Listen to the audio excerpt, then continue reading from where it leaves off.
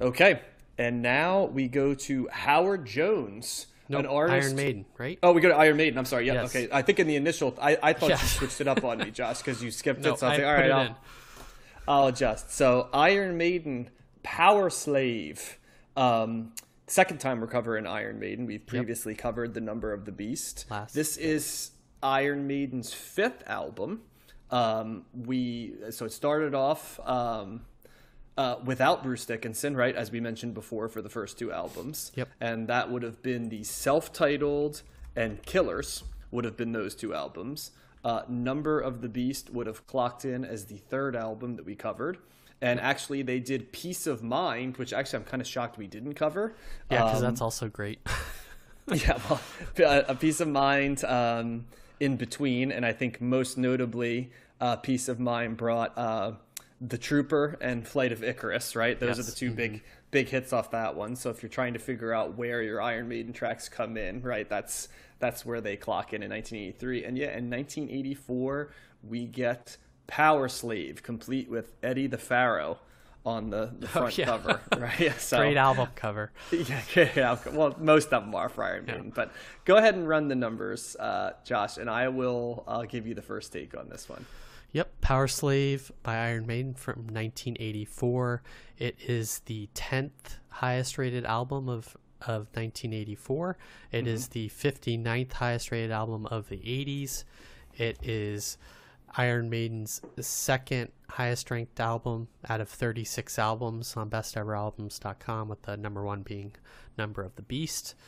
And Iron Maiden is ranked in their overall rankings as number 96 in the overall artist rankings. Okay. Big difference, 6 to Yes. 96, but still top 100 of all time. Mm-hmm. So, which may surprise some folks. But what do you think, Josh? Power Slave. So, I mean, I love this album. It's almost like Iron Maiden really kind of upped the ante in terms of grandiosity and yeah, I've always kind of described this as their masterpiece, this album. I think this is the most Iron Maiden-y Iron Maiden you will ever get, is this album. It's so I mean, a perfect example of that is Rhyme of the Ancient Mariner, the last track on the album. All 13 minutes and 36 seconds of it. Yeah, they take an old poem and put it to music. I think Coleridge, right? Is it a Coleridge poem? Yeah. Oh, geez, I don't know. I think it's Coleridge. Yeah, I'm a poetry guy, so yeah, it's a Coleridge. But it is, there's multiple movements of that. They just go really hard, but then they slow it down, and it's just almost goes silent at one point, basically for like a 25-second period. Yeah, it's just kind of an encapsulation of what I think they were striving for in taking metal music. It's kind of the prog rock. Yeah, it is like the prog rock of metal, really. But it's in such a fun way. The opening track, Aces High, is a favorite of mine. They covered like about 7,000 times by every metal band on earth. Yeah, it's just, and they're taking these big themes too. I think that's the other thing. The Aces High is about fighter pilots. So on some level, it's like these broad themes. Like no one else is writing about fighter pilots that I've heard about, but they're Bruce Dickinson literally soars in the sky on that one set of vocals. Like way high up there, So, they're still commenting on things like war, and annihilation and apocalypse on a song like nuclear fallout, right? I think. And then later on in the album, they go to Flash of the Blade and the Duelists, which are about like knights and combat on like one-on-one level. So they're really just taking these somewhat romantic ideas too of literary themes and. Well, I mean, they went all the way to doing Coleridge, right? I mean, you can't pick a poet who's more in line with that. Yeah. So yeah. So it's it's epic in scope. The songs are longer overall as a result from Number of the Beast. That might detract from some people, but if you're on the Iron Maiden bandwagon, I don't see how you wouldn't like this song or this album as a whole. you know, everything they do bigger. The guitars are somehow bigger. They're kind of just more, I keep coming back to that word, but epic in scope. The song structures themselves are more fleshed out and operatic would be another way to describe it. And it just works overall, top to bottom. I don't really have, I would say I like Number of the Beast more. I think that's the first Iron Maiden album I heard, and I kind of like the more concise nature of it. And some of those songs, like I said on that review, are some of my favorites of all time. I'm a little less, I think I've listened to this album a little less than some of the other ones. So, you know, I always pick out tracks that I like, but top to bottom, I probably listen to this album as a whole less. But it's just more great metal, and it's such an interesting counterpoint to when we talk about Ride the Lightning too, as to what metal can as a genre can encompass or put on display. So yeah, 84 was a damn good year for metal, wasn't it? Yeah. So I really like this one. Thumbs up for me. Yeah, this is my favorite Maiden album. Oh, okay. okay. I mean, most of the 80s. I mean, first of all, you didn't even talk about Power Slave, which is like, to me, the ultimate Maiden song with the triple guitar attack that literally is like to like a Pharaoh sound, which is like the ultimate encapsulation of like awesome guitar work, but also somehow staying in theme with the actual sonic ballad of it while they're talking about like slavery in Egypt, you know, back in the days. And of course that leads into Rhyme of the Ancient Mariner, which is both awesome and ridiculous at the same time, which is kind of what metal should be. Like a certain type of metal should be awesome and ridiculous at the same time. But yeah, so I would be hesitant to not mention Power Slave, which is just a freaking incredible song that we didn't get around to. And like, I think in some ways, if you told me to direct people to Maiden, a lot of the songs I'd direct them to would be on this album. I think like 2 Minutes to Midnight is like completely accessible. I'm pretty sure Matt credits that song with being the one, that and Ace is High. I think the first time we on Halloween, which is coming up, it's kind of interesting. He credited those two songs as being the ones they're like, damn, this is good, when we saw like an Iron Maiden tribute band, and they're both on this album. And then, you know, like I said, Power Slave was, when I was growing up, there are all kinds of Maiden songs, but the one that I always was like, oh, God, I wish I'd played this song. Like, I also think Bruce Dickinson, as great as he is, like, I don't know if he was ever better vocally than he was on this album, because he's just like in the stratosphere, like range wise, and the production's crisp and clean.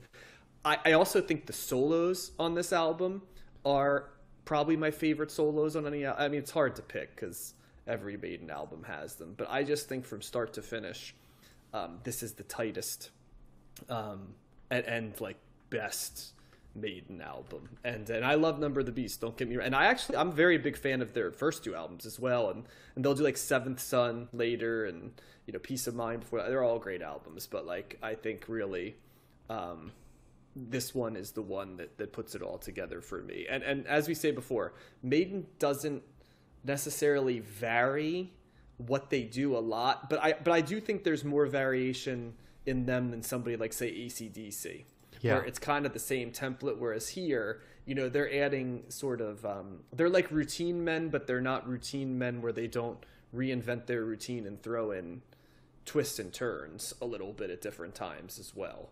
And so you kind of like, it's unmistakably an Iron Maiden sound, but like I said before, the sort of the Egyptian theme of Power Slave, or they're also very good at making guitar riffs that almost are like onomatopoeias for like the sounds that they're like aircraft fighting, or like sword sounds, or you know, like oftentimes if you're like hearing what's being talked about or different stuff, the guitar kind of sounds like what they're talking about, which I always appreciated about Iron Maiden, because like it gives a lot more re-listenability. But this is like basement music. Like I grew up listening to Iron Maiden in basements, right? Like usually of like off mixtapes or cassettes, right, of older brothers of friends of mine, you know, that we would just sneak in and we could grab a couple things without them noticing it. It's like, grab Power Slave, you don't have from Iron Maiden, and you know, put it on. And then, you know, we're down there playing video games, just rubbing around, and you've got, you know, these tracks like bombing in the background, and you know, it's great cruising music as well.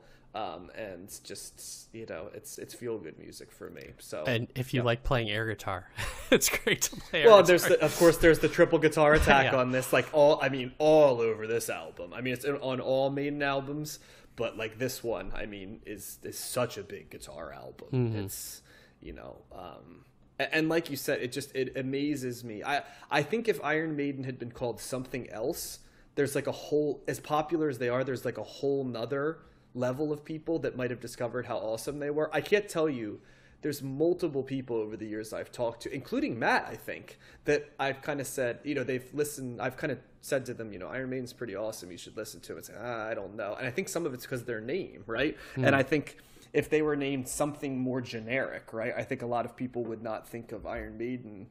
They hear Iron Maiden, right? They think they're going to be like super heavy, like, you know, they're going to sound like Slayer or something, right? But instead, they're like this very they're more Queen at times than they are Slayer, you know, or prog rock. There's definitely like that showmanship quality to their music and to their act, their stage act. Yeah, and I mean, they're still playing live to this day with most of them, like, and still sounding good, unlike most artists that they're tripping around. So, what did Matt say about this album? Matt said, another kick-ass metal album with no filler, great riffs and guitar solos. It's hard for him to differentiate Maiden albums as they all kind of stay in the same lane, but they do. I don't agree with that totally on this album. Would you? I think this album sounds different than Number of the Beast for me. Yes, I think so. But they do it so well and still find ways to make different songs stand out. Dickinson's voice is great again. And for me, they are one of the best metal bands out there. Thumbs up from him. Yeah, I think this is a lot. I'm surprised Matt didn't draw to 6, because I think this album's a lot more like proggy than Number of the Beast is. You know, I mean, they didn't have anything quite like Rime of the Ancient Mariner on it. And Power Slave has like a lot of, and The Duelists, I think all of those songs have real elements of prog, you know, rock, or I guess prog. I mean, the prog metal, right? You've got Rush, and then you've got this, and, you know, you arrive later at, like, you know, Dream Theater and bands like that, Sepultura, you know, different stuff that are, you know, even in a lesser thing like Queensryche and stuff that are kind of taking elements of metal, right, infusing it with prog. And I feel like that's what Iron Maiden's doing here. A Number of the Beast, I felt like they were pretty straight ahead the whole time. Like the whole album was Aces High, right? Whereas this starts with Aces High, and it's like, all right, so now we're going to show you some other things.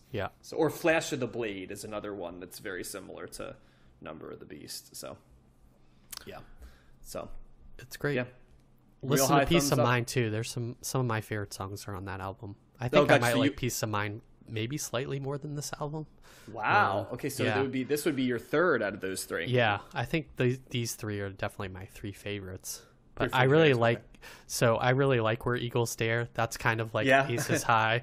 And then Die With Your Boots On is another kind of great rollicking fast song. So. Well, it's also, when you hear these things, even if you've never heard the song, you can kind of like get an idea of what it's going to sound like. You just think of like Bruce Dickinson, like, Die With Your Boots On, you know, without even knowing it, you know what I mean? You can kind of have a general idea what it's going to sound like if it goes fast or slow. So big thumbs up for me. For sure, me too. And thumbs up from Matt as well.